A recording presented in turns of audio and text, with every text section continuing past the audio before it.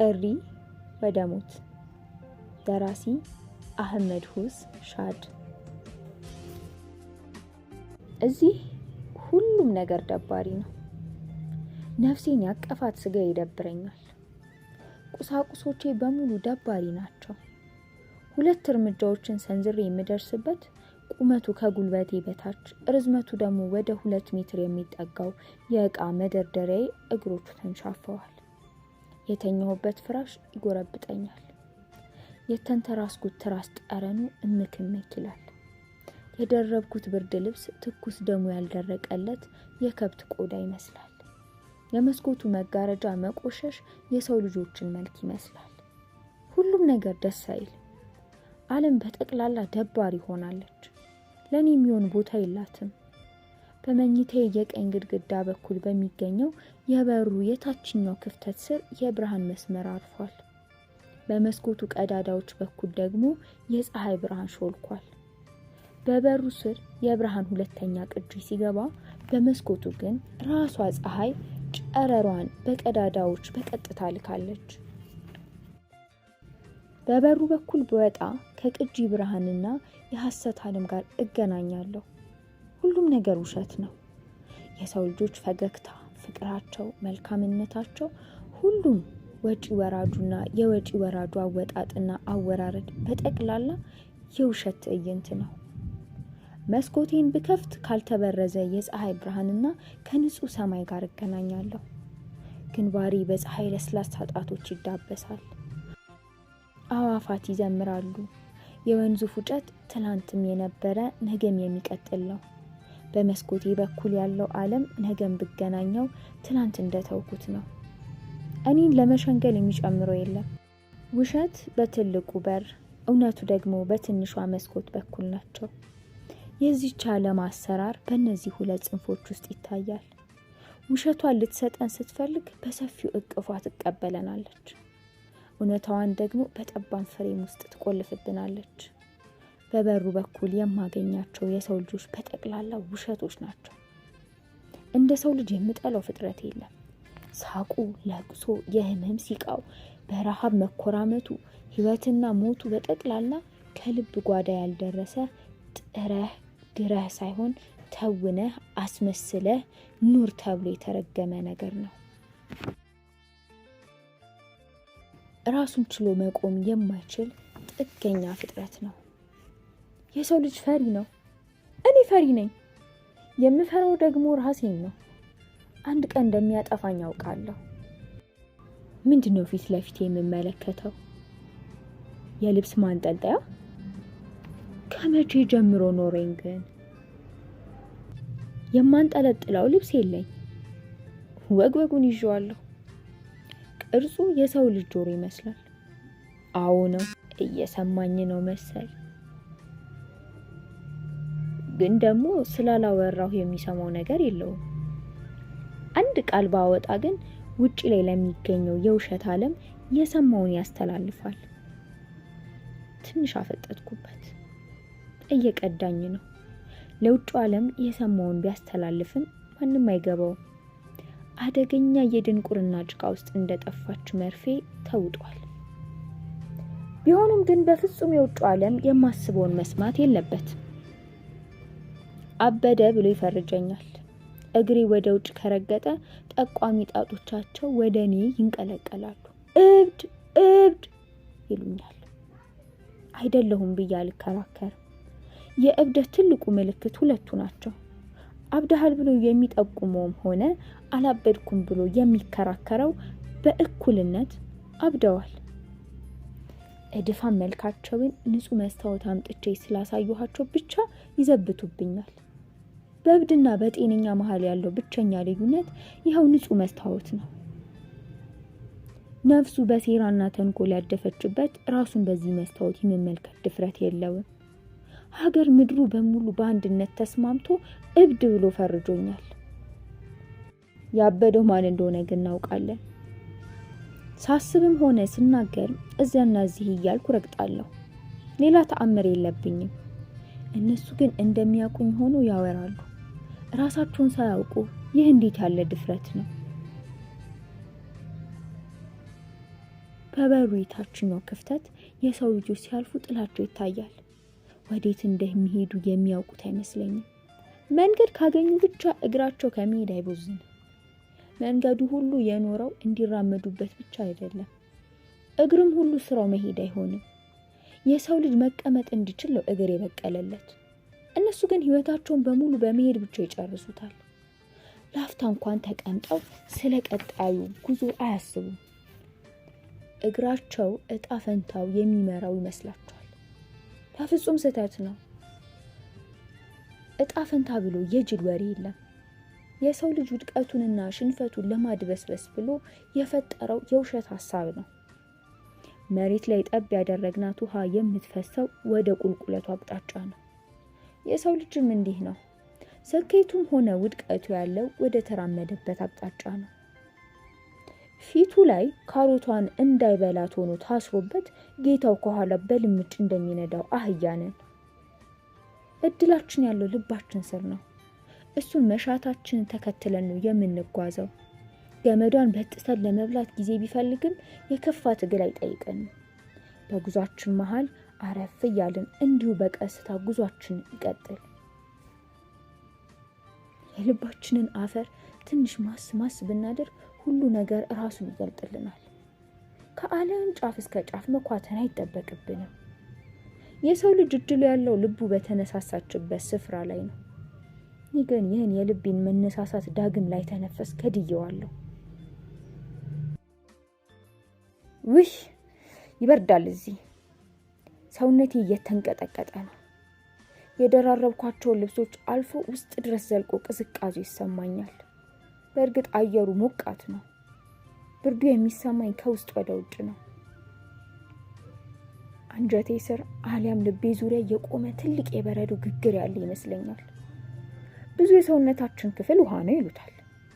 የማስበው ሐሳብ የውስጤን ውሃ ቅርጽ ወደ በረዶ ግግርነት ቀይሮታል። በፍጹም በሙቀት አይቀልጥም። ራሴን አጥፍቼ ይገላግለዋለሁ። እግሬ ላይ ያጠለኩትን ካልሲ አወጣሁት። የእግሬ ጣቶች በቅዝቃዜ በድን ሆነዋል። አንደኛው እግሬ ሴት አለ እንዴ? ትናንት ተራምጄበት ነበር እኮ። ለካ አጥፌው ነው። የዚህኛውንም እግሬን ካልሲ ገፈፍኩት። ጥፍሮቼ በቁመታቸው ከጣቶቼ ጋር ሊስተካከሉ ይመስላል። ውስጣቸው አፈር ቋጥሯል። አንቀሳቀስኳቸው። 10 ትሎች እጥፍ ዝርግት የሚሉ ይመስላሉ። የሚያስጠላ ነገር አላቸው። አንዱን የእጅ ጣቴን በመካከላቸው አስገብቼ አወጣሁት። ያወጣሁትን ጣቴን ወደ አፍንጫ አስጠግቼ አሸተትኩት። በጣም ይቀፋል። እንዲህ ነው ተፈጥሯችን። ከላይ ሲያዩን እንማርካለን፣ ውቦች ነን።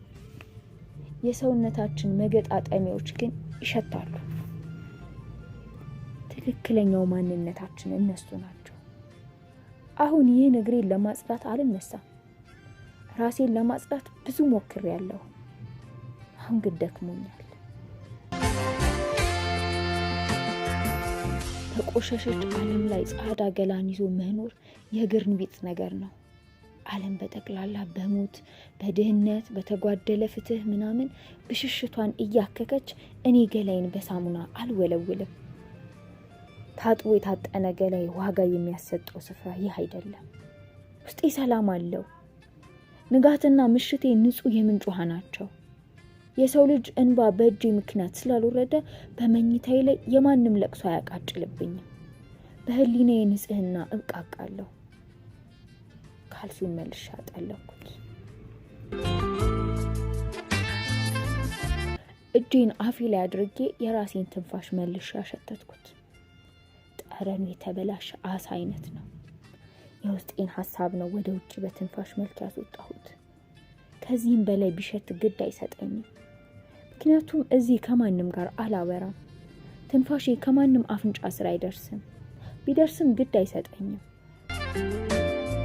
ይስተታቸው ካስፈለገ እኔም የእነሱን ጠረን ሳሸት ኖሬያለሁ። ለማንም ብዬ የምቀይረው ማንነት የለኝም። የተወለድኩት ራሴን ሆኜ ነው፣ እርቃኔን። ከልብስም ሆነ ከሐሳብም ንጹህ ሆኜ ተወልጃለሁ። የምኖረውን በራሴ ዓለም ነው።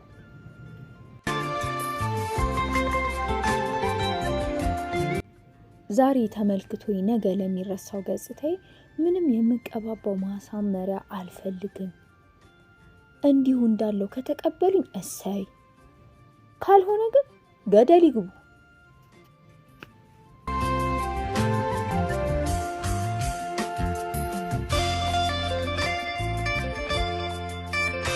በመስኮቴ ቀዳዳ የሚገባው የፀሐይ ጨረር ወለሉ ላይ የብርሃን ቀለበቶችን አስቀምጧል። ከእውነተኛው ዓለም የሚገባው ብርሃን በበሩ ስር በሚገባው የውሸት ዓለም ብርሃን ተሸንፏል። የዓለም ሕግ ውሸት ከእውነት በላይ የገዘፈበት ስለሆነ የሚጠበቅ ነው። የሰው ልጆች የሚተዳደሩት በውሸት አንቀልባ ታዝለው ነው። ውሸት ሂዱ ከኔ ራቁ ብትላቸው መግቢያ ቀዳዳ የላቸውም። በውሸት ውስጥ ስናልፍ ከነነፍሷ በድመት መንጋጋ ውስጥ እንደገባች አይጥ አይነት ህይወት እንኖራለን። በድመቷ ጥርሶች ተቆንጥጣ የተንጠለጠለችው አይጥ እስከምትሰለቀጥ ድረስ በህይወት መኖሯን እንደ ጸጋ ትቆጥራለች። መላመጥና መዋጧ ግን አይቀርም። በውሸት እቅፍ ውስጥ መደላደልም እንዲህ ነው።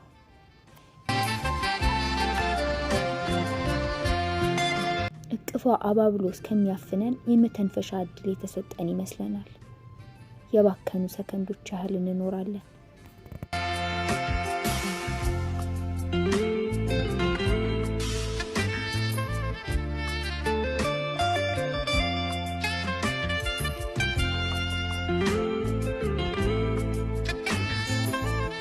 በተቃራኒው እውነት ምን ጊዜም ገፊ ኃይል ናት። እንደ ወርቅ በእሳቱ ሳትፈትሸን የራሷ አታደርገንም። በግዛቷ ላይ ከሰፈርን በኋላም መፈናፈኛ የለንም። የማርያም መንገድ አትሰጠንም። እውነት በእኛ ዙሪያ የምታጥረው ክልል እጅግ ውዱ መከለልን ነው። ስለዚህም እንደፈለግን የምንፈነጭባትን የውሸት ዓለም ፈጠርን። በእሷም ጥላ ስር ተጠለልን። እኔ ግን የራሴን የእውነት ዓለም ልገነባ ነው።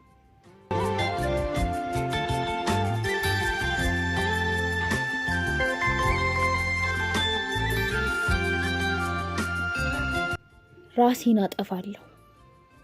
የእኔ እውነተኛ ደስታ ያለው ከዚች ዓለም ሳይሆን ከወዲያኛው ዓለም ነው። የእኔ ብቻ ሳይሆን የመላው ሰው ልጅ የደስታ ምንጩ ከሞት በኋላ ባለው ጉዞ ነው። እውነቴ ያለችው ከሞት በኋላ ነው።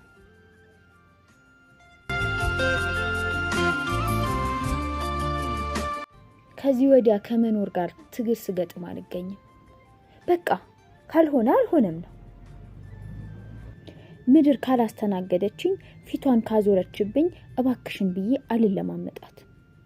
ይሄ ለሁሉም የምነግረው ነው። እረፍታችን ጋር በቶሎ መገናኘት አለብን። አሁን ራሴን አጠፋለሁ። ቃሉ ግን ልክ አይደለም። ወደ እውነተኛውና ታላቁ የደስታ ዓለም እየተሻገርኩ እንዴት ራሴን ማጥፋት ይባላል? ራሴን ገድላለሁ። ሞት የህይወት ተቃራኒ አይደለም። ሞትና ህይወት ባሻገር ለባሻገር በራሳቸው መንገድ መጓዝ የሚችሉ የሰው ልጆች መልኮች ናቸው። መሞት በህይወት ያለ መኖር መገለጫ አይደለም። መኖርን በራሱ ሞትና ህይወት ብለን ለሁለት ከፍለን የምንመረምርበት መነጽሮች ናቸው። ማለትም መኖራችን በህይወት አሊያም በሞት መንገድ በኩል ሊገለጥ ይችላል። በህይወት የለንም ማለት እየኖርን አይደለም ማለት ላይሆን ይችላል። ነገር ግን በሞት በኩል ተገልጠናል።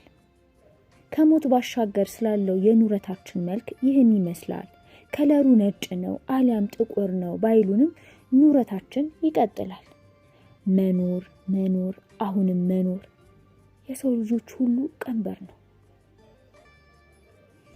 በበሩ ስር ባለው ክፍተት የሰው ልጆች ጥላ ሲያልፍ ይታየኛል። ከአንዱ የበሩ ጫፍ እስከ ሌላኛው ጫፍ ባለው የእርምጃ ርቀት መሃል ጥላቸው ታይቶ እስከሚጠፋ ያለው ሽራፊ የሰከንድ ዕድሜ የዓመታት ያህል ይለጠጥብኛል። በዚች የሰከንድ ዕድሜ ውስጥ ልቤ እየተነሳች ትፈርጣለች። እንኳንስ ዋና ገላቸው ይቅርና ጥላቸው ራሱ ይቀፈኛል። ምንም አይነት ነገራቸውን መመልከት አልፈልግም። የሰው ልጅ የምድራችን አደገኛው እንስሳ ነው። የራሱን አምሳያ የሚበላ ብቸኛው ፍጥረት። ግዛቱን ለማስፋፋት ሲል መሰሎቹን ያሳድዳል። ሆዱን ለመሙላት መሰሎቹን ይገዛል። ማህበራዊ ህይወት በሚል መሸንገያ ስርዓት እርስ በራሱ ይበላላል።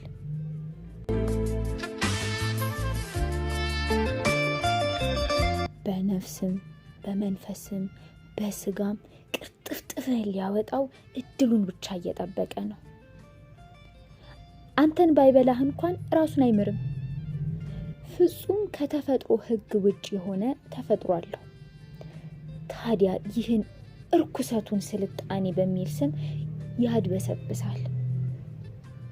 የውስጡን አረመኔያዊነት በብልጭልጭ ልብሶቹ ሸፍኗል። ድክመቱን በደረደራቸው ድንጋይና በቀባው የግድግዳ ቀለም ይሸፋፍናል። ድልድይ የዘረጋ ጭንቅላቱ ራሱን ፈልጎ እንዲያገኝ አላገዘውም። የፈጠረው ቴክኖሎጂ እውነተኛ ውስጣዊ ደስታን አልቸረው። ለስሙ ታሪክ አለኝ ይላል፣ ከውድቀቱ ግን አይማርም። ትናንት መሰሎቹ በተፈጠፈጡበት ገደል አፋፍ ላይ ዝላይ ይወዳደራል። ሳይንሱ ሞራሉን የሚጠብቅበትን መንገድ አላመላከተውም። በምንም አጋጣሚ ከዚህ አረመኔ የሰው ልጅ ጋር ትከሻ ለትከሻ ገጥሜ አልጋፋም። ብዙ ነገሮችን ነጥቆኛል።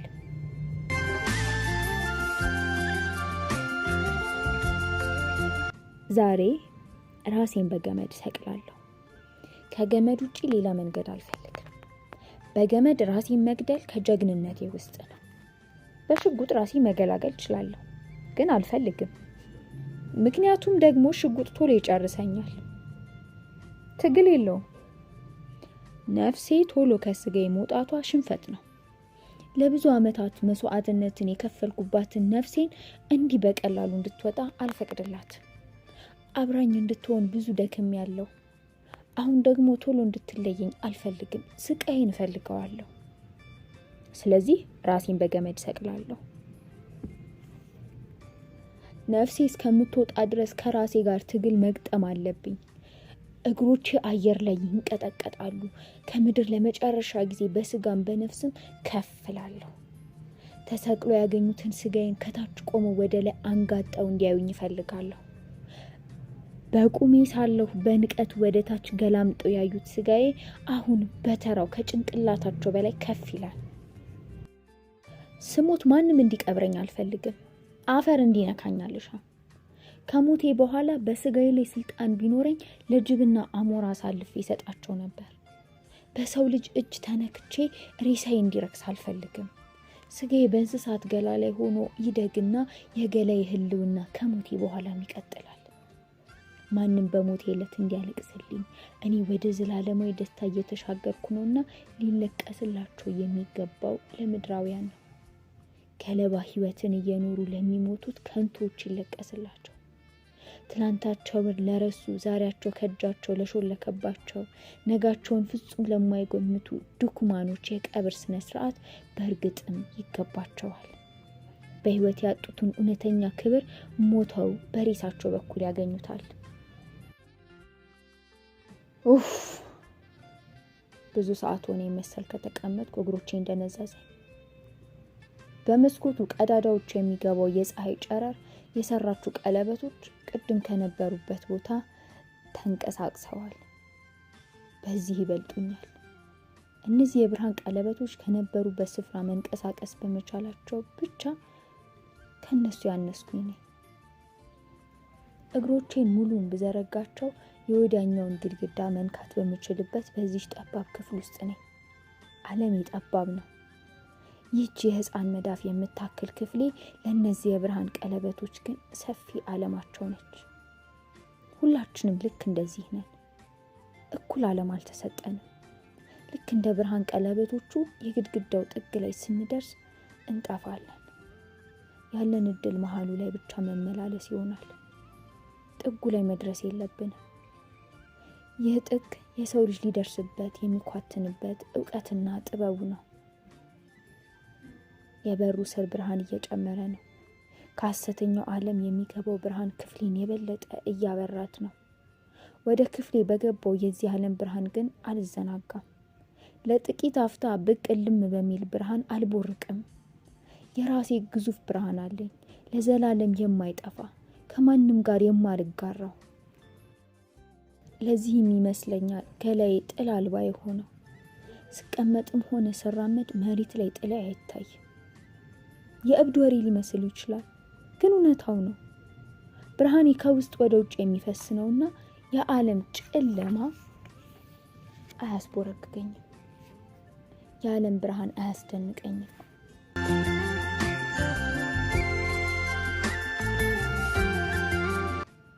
መቼ እንደጀመረኝ የማላውቀው ራስ ምታት ጭንቅላቴን ሸምቅቆኛል። ትልቅ አለት መሃል አናቴ ላይ ወድቆ እየነጠረ የሚወርድ ይመስላል። ከግድግዳው ጋር አናቴን ደጋግሜ አጋጨሁት። ለራስ ቀሌ ህመም ከሱ የማሳመም የበለጠ ሌላ ህመም መኖሩን አስረገጥኩለት። ህመሞቼን በሌላ ታላቅ ህመም እቀጣቸዋለሁ። ጥቃቅን ህመሞቼን በዚህን ወቅት አቅማቸውን አውቀው አርፎ ይቀመጣሉ። ከሞት በኋላ ቅጣት አለባችሁ ሲሉ እኮ ከዚህ የበለጠ ቅጣቱም እሳቱም ያለው እዚህ ምድራችን ላይ ነው። ከሞት በኋላ ደስታና ላሁኑ ካሳ ነው የሚጠብቀን። የሰው ልጅ የቅጣት ድርሻውን በመኖር ውስጥ ተሸክሞ በምድር ላይ ያልፋል። ተቋማት በትእዛዛቸው ስር ያውሉት ዘንድ የፈጠሩት የውሸት ትርክት ነው። ከቃላቸው ስር ታስሮ እንደ መሻታቸው ይመሩታል። ከሞትክ በኋላ ቅጣት ይጠብቅሃል ይሉታል። እየኖረስ የሚቀጣው ስለምን ነው? እኔ ግን እላለሁ ልቤ እንደፈቀደ እኖራለሁ። ስለማላውቀው ዓለም አልጨነቅም። የምኖረው ህይወት በቂ የቅጣት አለንጋ እያሳረፈብኝ ነው። በቂ አልቅሻለሁ። የተቀመጠልኝን የሀዘን ኮታ ያህል አዝኛለሁ። እኔ ግን እንደዚህ አይነት አምላክ አይደለም ያለኝ። ፈጥሬሃለሁና እሳት አዘጋጅቼ እቀጣሃለሁ አይለኝም። ይህ የሚሆነው ምናልባትም ያለ ፍቃዱ ተፈጥሬ ቢሆን ነበር። እኔን በእሳት ውስጥ የዘላለም ቅጣት ሊፈርድብኝ አስቦ ወደዚህ የላከኝ አምላክ የለኝም። በቂ ቅጣቴን እዚሁ ምድር ላይ ጨርሻለሁ። ያውም ስጋዬን አልፎ አጥንቴ ድረስ የዘለቀ ቅጣት አሳልፌያለሁ። ከዚህም በላይ ገላዬ ብቻ ሳይሆን ነፍሴ በሐዘንና ድባቴ ተቀጣለች። ይህ ነው የምለው የድሎት ዘመን የለኝም። ልጅነት የለኝም። የምተርከውና ለሌሎች የማካፍለው የተኖረ የልጅነት ታሪክ አላሳለፍኩም። ውሸትና ተረብ ጨማምሬ የማወራው ያለፈ ስተት የለኝም። የሚሳሳቱት እነዚያ ከኩዮቻቸው ጋር በልጅ አይምሮ የሳቱት ናቸው። እኔ ባልደረሰ ገላ ውስጥ የሸመገለ ልብ ታቅፌን ያደግኩት። ባልጠኑ እግሮቼ ብዙ ከፍና ዝቅ መንገዶች ላይ ተመላልሻለሁ። ባልፈረጠመው አይምሮዬ የተተበተቡ የዓለም ሚስጥራትን ሳፍታታ ባክኛለሁ። ጆሮዎቼ የልጅነት መዝሙሮችን ሳይሆን የእናቴን የስካርና ስድብና ለቅሶ እንደ ስፖንጅ ሲመጡ ነው የኖሩት። የሆነ ዓመት ላይ በሆነች ምሽት ሸለብ አድርጎኝ በነበርኩበት እንዳየኋት ህልም ናት ልጅነቴ። በስርዓትና በወጉ የማትወራ ቅስፈታዊ ጊዜ ነበረች። እዚያ ጋር ጀመርኩ፣ በዚህ በኩል አለፍኩኝ፣ እዚህ ጋር አቆምኩ ብዬ ለተረክ ክብር የማላበቃት ብናኝ የእድሜ ክፍል ሆናለች። ነፍስ ካወቅኩበት እድሜ ጀምሮ የሐዘንን ጉርጉሮ እያሰማው የስቃይን ሸማ ስፈትልኝ ኖርኩት።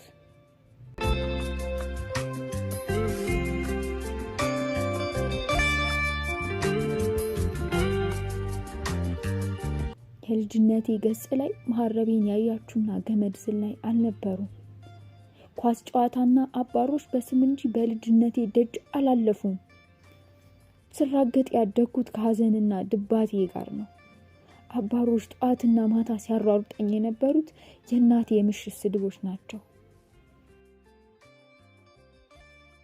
መሐረቤን ያያችሁ ብዬ ብጫወት አላየንም የሚሉኝ የሞአ አንበሳ ስዕል ያለበት ግድግዳው ላይ የተሰቀለ ትሪያችን፣ እንጀራ ገብቶበት የማያውቀው ሸፋፋው መሶብ፣ ከንፍሮ ውጪ የማይበስልበት ድስት፣ የላመ የሳር ፍራሽ፣ እነዚህና እነዚያ የቤታችን ቁሶች ይመልሱልኛል። ነገር ግን የጠፋኝ ልጅነቴ እንጂ መሐረብ አልነበረም። የዘለልኩት የልጅነቴን የደስታ ዓመታት እንጂ ገመድ ቢሆን አቤት እድሌ!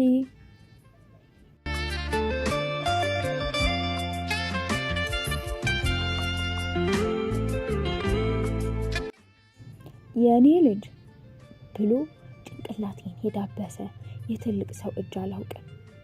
ከሱ ይልቅ እስከዛሬ ምልክቱ ያልጠፋ የእናቴ ጥርሶች ማህተማቸው በክንድና ትከሻዬ ላይ ይታያሉ። በእናቴ ለመነከስ የአንዲት ተራ ዝንብ ጥዝታ በድምፅ በአየሩ ውስጥ መሰማት ለምክንያትነት በቂ ነበረች። የጥርሶቿ ጫፎች ስጋዬን ሰርስረው ቅርጽ እስከሚሰሩ ድረስ ለብዙ ዓመታት ነክሳኛለች። እንዳይጥ ጥርስ የምትግጠው ነገር ሲያሰኛት የወለደችኝ ይመስለኛል። እስኪ ወልጄ ልንከስ ብላ ነገር። አንድ ዕለት በማላስታውሰው ምክንያት እጄን ስባ ስትነክሰኝ ምንም የህመም ስሜት ሳላሳያት እንዲሁ ተመለከትኳት። አፏ ውስጥ ክንዴን ነክሳ አላይን ተፋጠጥን። የእናቴን አይኖች ለመጀመሪያ ጊዜ እንዲህ በቅርበት አየሁት። በብሌኖቿ ውስጥ አሻግሬ አእምሮዋን በረበርኩት። ትወደኛለች ለካ። የንክሻዋን ጉልበት ቀስ አድርጋ አላላችሁ ፊቷን አዙራ ሄደች። ክንዴ ላይ የቀረው የአፏ እርጥበት ዛሬም ድረስ ንፋስ ሽው ሲል ይቀዘቅዘኛል። እየራበኝ ነው። ያንን የደረቀ ዳቦ በውሃ ውስጥ አበስብሼ ከበላሁት 2 ሌሊቶች አለፉ። አሁን ግን ሆዴ ጩኸቱን ረገብ አድርጎ ወደ ቁርጠት እየተሻገረ ነው።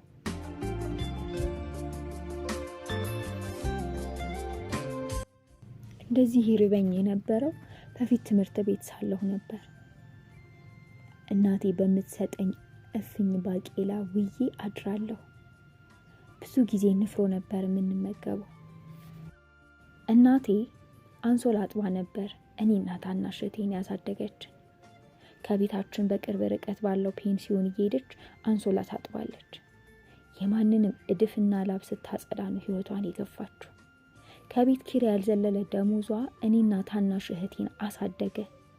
ማደግ ከተባለ አደግን። ቀኑን ሙሉ ሳፋ ላይ ተደፍታ የማንንም ጭቅቅት ስታጥቡላ ማታ ይዛ ለሰውነቷን እየጎተተች ትመጣለች።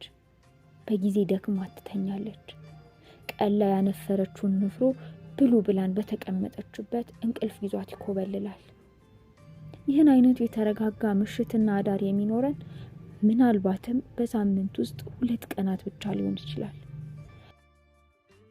ብዙውን ምሽት ግን ከዚህ በተቃራኒ ነው የሚሆነው። ቤታችንን መለስተኛ ሲኦል ታስመስላታለች።